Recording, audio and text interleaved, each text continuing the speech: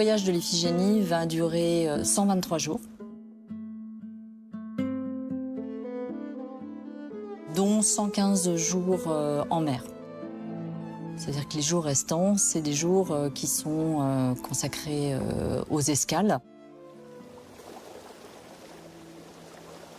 L'Iphigénie, elle part le 6 janvier 1864 du bagne de Toulon. Elle va rejoindre le Cap-Vert à partir du 27 janvier 1864. Elle va y rester quelques jours en escale pour se réapprovisionner en vivres et en eau. Ils comptaient se ravitailler en eau, mais l'eau est considérée comme assez insalubre. Ils vont se contenter de l'eau qui provient de leur cuisine distillatoire, en fait. C'est un appareil à distiller l'eau de mer qui était à bord de ces bateaux à l'époque et qui permettait de transformer l'eau de mer en eau douce. Mais l'eau n'était pas forcément la principale boisson à cette époque-là pendant le voyage.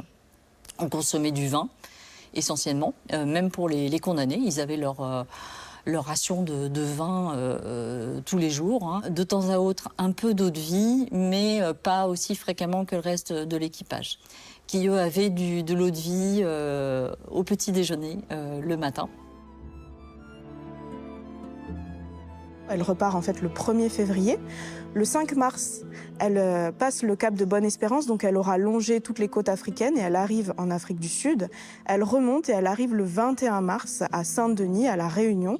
Elle va y rester aussi quelques jours. C'est une escale habituelle pour les voyages qui font Toulon, Nouvelle-Calédonie, parce qu'effectivement, on se ravitaille en eau et en vivres, mais on sait aussi qu'il y a des malades à bord de l'Iphigénie, et notamment un malade, le condamné Aubry, qui va rester à l'île de la Réunion, qui ne pourra pas remonter à bord du bateau, qui est trop malade. Et elle va repartir au mois d'avril. Là, elle va se diriger vers l'océan Indien.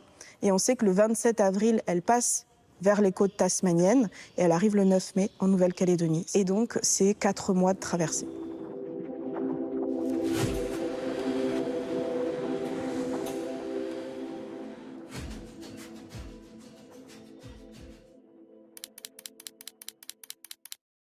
L'Iphigénie, elle mouille dans la Grande Rade de Nouméa le 9 mai 1864. Va monter à bord le gouverneur Charles Guillain. Donc il s'adresse aux 248 condamnés pour leur expliquer quelle est leur mission et pourquoi il les attendait avec impatience en Nouvelle-Calédonie. Ouvrier de la transportation, vous êtes envoyé en Nouvelle-Calédonie pour participer aux travaux importants à exécuter dans cette colonie. Je vous y attendais impatiemment comme des auxiliaires dévoués de cette œuvre. Et vous ne tromperez pas, je l'espère, la confiance que j'ai mise en vous. Votre conduite ici peut faire oublier les funestes égarements de votre passé. Et pour moi, je ne veux me les rappeler que comme cause de l'obligation dans laquelle vous êtes de travailler pendant un certain nombre d'années sous la direction de l'administration, avant de jouir des avantages réservés aux colons libres. C'est un discours qui se veut très moralisateur, bien sûr, mais qui annonce tout l'espoir qu'il donne à ses condamnés en misant sur la régénération par le travail.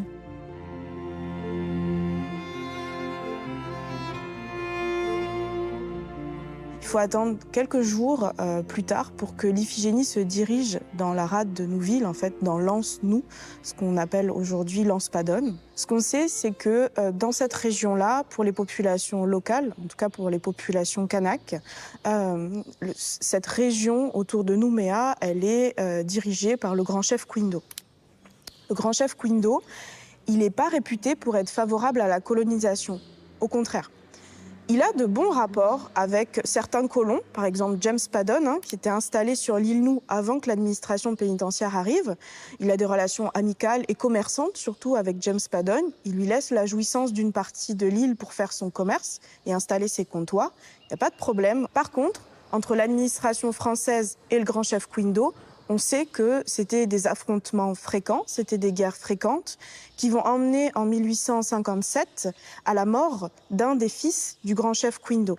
Au moment où un de ses fils meurt, le grand chef Kwindo se rend et donc il sera assassiné quelques années plus tard par ses propres guerriers qui ont estimé qu'il s'était rendu trop facilement aux autorités françaises. On sait donc que les rapports sont délicats. Aux alentours du 16 mai, les condamnés vont descendre de l'Iphigénie pour aller sur l'île Nou. C'est encore une île à l'époque, on le rappelle, Nouville qu'on connaît aujourd'hui n'a été rattachée à Nouméa que dans les années 1970. Donc pendant très longtemps, c'était une île prison. Elle a été choisie pour ça, justement parce que la mer est une frontière naturelle contre les évasions. Quand ils arrivent, on leur attribue un nouveau matricule. Par ordre d'arrivée, donc c'est pas par ordre alphabétique. Donc le premier qui est inscrit sur les listes, eh bien, aura le matricule numéro 1. Et ainsi de suite, 2, 3, 4 et jusqu'à 248, puisqu'il y en a 2 qui sont morts pendant la traversée. Et donc, on va leur distribuer les fameux chapeaux de paille, qui leur vaudra un surnom. On les appellera les chapeaux de paille plus tard. Après 4 mois de traversée, c'est l'autre bout du monde pour ces condamnés. Donc c'est une double peine déjà pour eux.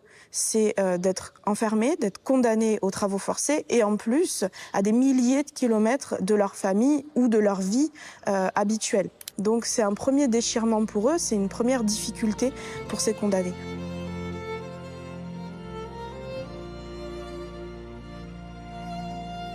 Ensuite, il n'y a rien. C'est-à-dire que quand l'Iphigénie arrive, l'île est vide. En tout cas, il y a les petits comptoirs de James Paddon, mais il n'y a pas de prison. Donc, c'est un premier choc pour eux, un premier traumatisme, c'est de construire sa propre prison. Ça peut paraître aberrant aujourd'hui, mais ces premiers condamnés ont construit leurs cellules, ils ont construit les ateliers dans lesquels ils vont forger leurs chaînes, leurs barreaux, les clés qui vont les enfermer. Donc c'est forcément aussi un emprisonnement mental pour ces condamnés. Et ils vont commencer les premiers grands travaux et notamment les cases dortoirs. Il faut dans l'urgence loger ces condamnés à terre. Pendant les premiers mois, il y a une petite centaine de condamnés qu'on arrive à loger à terre. Tout le reste va dormir sur le bateau, en fait. Ils retournent à bord de l'Iphigénie la nuit. Et finalement, les cases dortoirs sont terminées le 30 septembre 1864, donc plusieurs mois après. On va pouvoir y installer les 248 condamnés. Ensuite, l'Iphigénie va rester à disposition du gouverneur Guillain pendant pratiquement un an. Donc c'est une aubaine pour le gouverneur Guillain qui va pouvoir s'en servir pour transporter tout un tas de choses, et notamment du matériel un petit peu partout autour de la Grande Terre. Et parmi ce matériel, il y a un objet très important qui vient d'arriver par bateau, qui est le phare Amédée en pièces détachées, en fait. L'Iphigénie va récupérer les pièces détachées du phare Amédée et va transporter ces pièces jusqu'à l'îlot Amédée. Ça a été aussi une phase importante pour l'histoire de l'Iphigénie, mais aussi pour l'histoire du phare Amédée.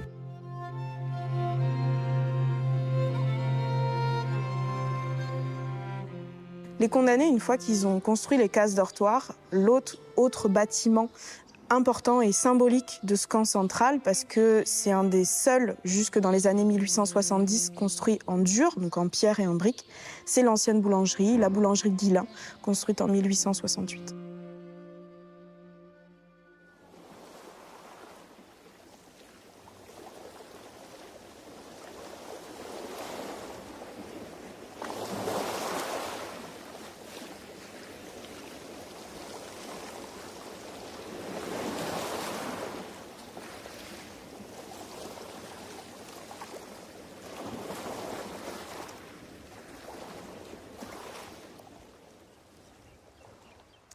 Alors là, c'est vraiment le pénitencier dépôt, c'est-à-dire le principal camp de transportés, puisqu'il y en a eu 3 sur l'île. Il y a eu, le premier, c'est le pénitencier dépôt de l'île Nou.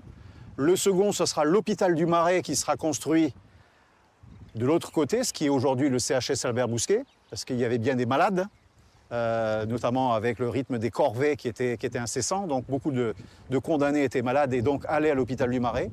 Et le troisième camp, c'est le camp, ce qu'on appelle le camp Est, qui n'est pas du tout à l'est de la ville de Nouméa, mais qui est bien à l'est du pénitencier dépôt. C'est-à-dire que les condamnés qui partaient le matin pour aller au corvée, notamment les carrières de pierre, ce qui est aujourd'hui à côté du camp Est, en fait, devaient se déplacer et revenir le soir à pied. Donc, ils ont créé des baraquements, ils ont créé un camp annexe qu'on appelait le camp Est. Le nom est resté et qui a été donné naturellement à la prison.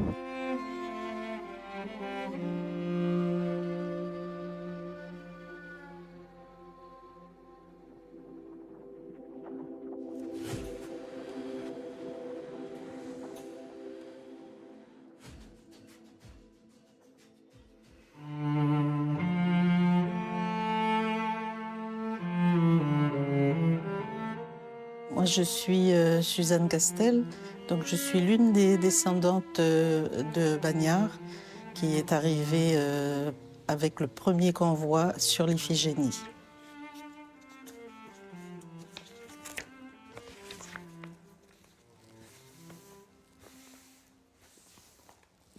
Alors, mon aïeul s'appelait Félix Castel, était espagnol, c'était un étranger donc. Il a été condamné en 1863 après des vols. Donc il est venu ici seul. Alors je suis Martine Lagneau, donc arrière-petite-fille d'Antoine Lemaître, condamné aux travaux forcés, qui est donc arrivé avec ce bateau l'Iphigénie. Alors Antoine, on apprend en fait grâce à ses documents, en tout cas sur son matricule, qu'il avait donc volé la nuit. Alors on m'avait expliqué qu'en fait le fait de voler la nuit, c'était 2 fois la peine par rapport au jour. Donc déjà, je pense que cette peine d'une trentaine d'années était déjà assez forte. Qu'a-t-il volé? Je ne sais pas exactement, parce que c'est vraiment le vol qualifié. Il est en tout cas puni parce qu'il exerçait le métier de serrurier et qu'il a utilisé son métier pour pouvoir voler en fait d'honnêtes gens, puisque c'est comme ça un peu que c'est exprimé.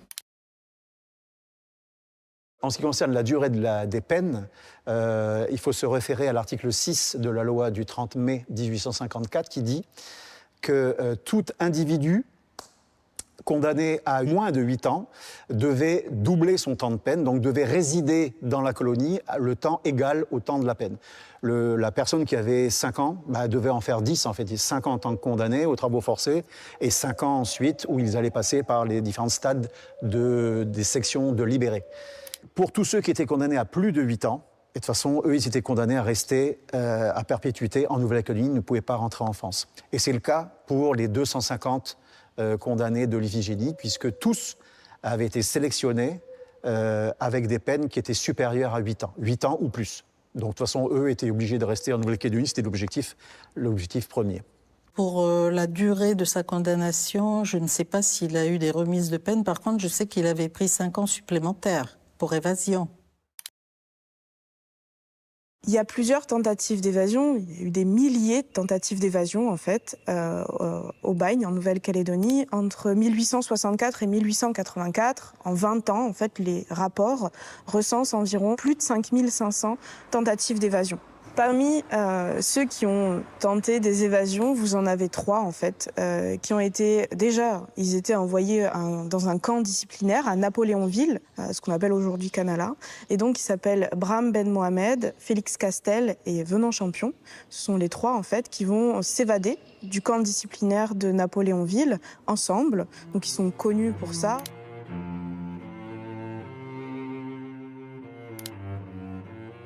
La vie quotidienne pour les condamnés du bagne, elle est rythmée par le travail.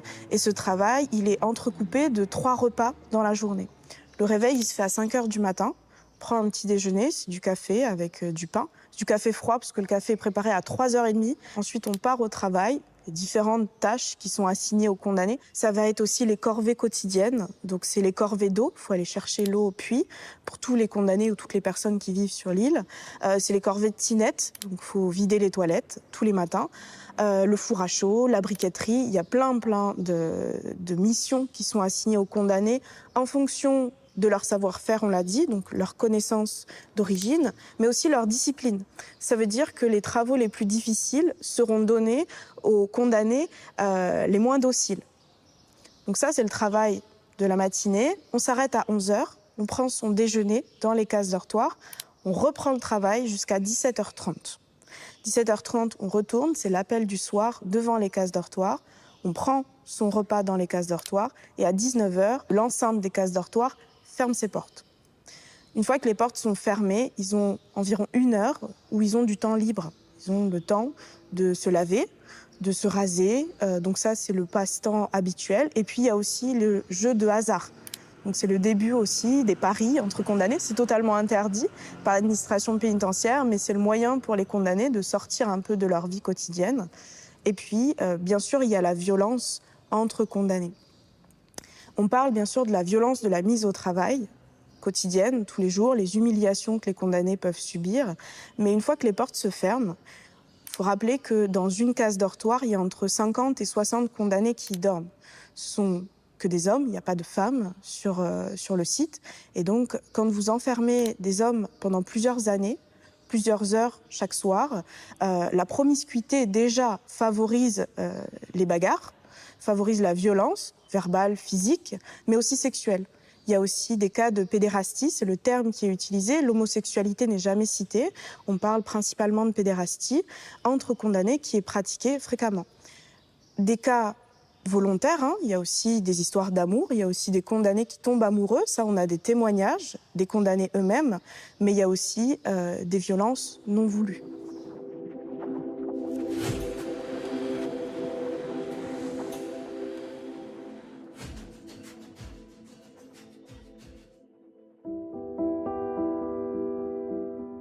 Il y en a 152 en fait qui vont survivre et donc qui vont être plus ou moins insérés dans la société calédonienne, soit en obtenant une concession, soit en travaillant dans l'administration, soit en redevenant délinquants et donc ils sont à nouveau condamnés. Et de ce premier convoi, il y en a quand même quelques-uns qui vont se marier, avoir des enfants. Et donc, il y a 101 enfants qui vont naître de ce premier convoi. Alors après leur temps de peine, les condamnés devaient doubler leur temps de peine, on l'avait dit tout à l'heure. Donc ils passaient dans une catégorie qu'on appelle les libérés. Mais libérés ne voulait pas dire libre. C'est-à-dire qu'ils passaient dans une catégorie, d'abord dans une première section où ils devaient faire preuve de bonne conduite, d'assiduité, etc. Mais ils n'étaient plus ici au pénitencier de l'île Nou. Souvent, ils étaient en brousse dans les différents centres pénitentiaires, comme à Bourail, à la Fois, etc. Et ils passaient donc un temps important dans cette première section de libérés. Ils devaient faire patte blanche, et puis ensuite ils étaient admis à la deuxième section de libérés. Et puis au terme de tout ce parcours, en fait, ils avaient donc doublé ou plus leur temps de peine initial. Eh bien, ils pouvaient prétendre à une réhabilitation, mais rares ont été les condamnés de l'Iphigénie qui ont pu être réhabilités. Je crois que sur les 248 de l'Iphigénie, seuls 3 ont pu être réhabilités. Et donc, très rapidement, il leur faut trouver des épouses pour faire une famille et puis retrouver l'honneur. Puisque je pense qu'à un certain moment, quand on est bagnard, on est sûrement déchu de ses droits. Et donc, de retrouver cet honneur et donc de recommencer une nouvelle vie en Nouvelle-Calédonie. Donc, évidemment, il ne rentrera jamais en France. Donc, il se marie avec Marianne. Marianne, qui est elle aussi condamnée. Donc là, je ne sais pas ce qu'il fait exactement à Bourail. En tout cas, il a l'air de ne pas toujours être très sympathique, parce qu'il se met à dos l'administration pénitentiaire, qui lui remet encore une couche et qui lui rajoute en fait des années de condamnation, et qui finalement, à un certain moment, même il n'a plus ses droits à ses lopins de terre, puisque l'intérêt c'était de travailler la terre. J'ai vu qu'il avait réussi à s'implanter donc sur la région de Canala. Il a obtenu une concession, il y a travaillé et il a eu un enfant avec une femme originaire de Canala. Là, vous avez donc état de transcription, c'est bien un lot de villes situé à Canala. Ça, c'était accordé à M. Félix Castel. Il faisait 4 hectares 24. Alors après, je n'ai plus du tout de nouvelles de sa vie, après sa libération. Je sais juste qu'il a vécu assez longtemps, hein, jusqu'à ses plus de 70 ans, et qu'il est revenu ici à l'île Nou, hein, qui accueillait à nouveau les anciens bagnards en fin de vie. Donc là, c'est le décès de Félix qui était arrivé au bagne. Donc vous voyez Castel ou Castex. Et son acte de décès le 21 avril 1920. En lisant l'acte de décès d'Antoine, j'apprends qu'il est décédé tout seul, a priori, aux Petites Sœurs des Pauvres. Et que donc, là aussi, je me fais un petit schéma en me disant il devait être seul et peut-être qu'il est redescendu. Pour moi, c'est un lien direct entre... Il a été dépossédé de sa terre, enfin en tout cas de son bien, donc il n'a plus rien. Donc qu'est-ce qu'il fait? Il descend à la capitale. Donc je pense qu'il descend pour peut-être gagner un peu sa vie, mais apparemment il était plutôt assez pauvre et il a ni refait sa vie, il aurait pu la refaire, hein. Et il n'a ni bien, ni quoi que ce soit. Donc, est-ce que c'était quelqu'un qui vivait au jour le jour? On peut peut-être penser qu'il aurait pu être tout ça. Je ne sais pas si à l'époque, il y avait des SDF. Mais en tout cas, je ne suis pas bien sûre que sa fin de vie soit quelque chose de sympa. L'arrivée de ce premier convoi fait partie de marqueurs identitaires qui ont forgé d'une certaine manière l'identité de la Nouvelle-Calédonie. Autant le bagne a marqué l'histoire de France en général, l'histoire de Toulon aussi en particulier, et bien entendu est vraiment un marqueur dans l'histoire du développement de la Nouvelle-Calédonie. On a aussi des lieux remarquables qu'on connaît tous en tant que Calédoniens, quand on a grandi en Nouvelle-Calédonie. Je parle par exemple de la place des Cocotiers, tout simplement, hein, qu'on soit de Nouméa ou qu'on soit de la Brousse, on est tous passés par la place des Cocotiers. On a tous vu la Fontaine Céleste, elle est construite par les condamnés du bagne. Si vous habitez au Mont-d'Or-Sud, à la Coulée, le pont de la Coulée, au départ, il est fait par les condamnés du bagne. Si vous vivez à l'île des Pins, c'était le camp des déportés. Si vous vivez à Pointe-Boute, il y avait un camp de travail. Si vous vivez à Bélep, ça a aussi été un camp où on a envoyé des condamnés. Si vous vivez dans les îles Loyauté, l'église de Répéné à Lifou a été construite par les condamnés du bagne. Donc on peut faire le tour de la Nouvelle-Calédonie et dans chaque village, dans chaque région, je peux vous donner des marqueurs du bagne, des endroits où sont passés les condamnés. Ça a transformé les hommes parce qu'il y a eu du métissage. Il y a eu des enfants qui sont nés de toutes ces histoires-là et qui sont aujourd'hui des descendants en Nouvelle-Calédonie. On aime bien savoir d'où on vient. Alors évidemment, on peut en rire. Hein. Moi, je suis descendante d'un voleur, toi d'un meurtrier, etc., etc. Mais en tout cas, ça se situe. Enfin, moi, en tout cas, ça me donne la colonne vertébrale. Si je suis profondément calédonienne, ça vient d'Antoine et de Marianne. Voilà, c'est un ensemble, pour moi, qui me situe et qui me donne ma place, en fait, en Nouvelle-Calédonie. C'est vraiment un sujet central, hein, pour que le dialogue puisse s'instaurer et en toute transparence et en tout respect et en totale humilité. C'est absolument la nécessité de faire sortir des sources enfouies, d'utiliser au mieux la mémoire collective pour dégager ces éléments de ces liens entre ces deux espaces très éloignés et qui ont, pendant plusieurs décennies, voire siècles, partagé des moments identiques.